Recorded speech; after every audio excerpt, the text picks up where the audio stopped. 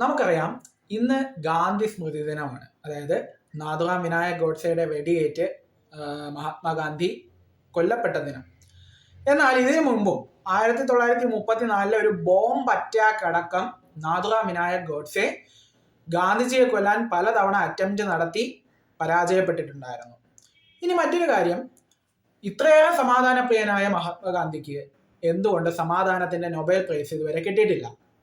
അതിനുള്ള ഉത്തരമാണ് 1937 38 39 1947 അദ്ദേഹത്തിന് സമാധാനത്തിന്റെ നൊബേൽ പ്രൈസിന് വേണ്ടി നോമിനേറ്റ് ചെയ്തിട്ടുണ്ട്. അദ്ദേഹം അവാർഡ് വിൻ ചെയ്തിട്ടില്ലായിരുന്നു. അത് മാത്രമല്ല 1948 അതായത് ഗാന്ധിജി കൊല്ലപ്പെടുന്ന വർഷം അദ്ദേഹത്തിന് അവാർഡിന് വേണ്ടി പരിഗണിക്കുകയും പക്ഷേ അദ്ദേഹം കൊല്ലപ്പെട്ടത് കാരണം പോസ്റ്റുമസ് ആയിട്ട് അദ്ദേഹത്തിന് ഈ അവാർഡ് കൊടുക്കാനായിട്ട് കമ്മിറ്റി വിസമ്മതിക്കുകയും ആ വർഷം നോ സ്യൂട്ടബിൾ ലിവിങ് കാൻഡിഡേറ്റ് എന്ന് പറഞ്ഞ സമാധാനത്തിന്റെ നൊബേൽ പ്രൈസ് ആർക്കും തന്നെ ലഭിച്ചിട്ടില്ല എന്നും നമുക്ക് കാണാൻ പറ്റും.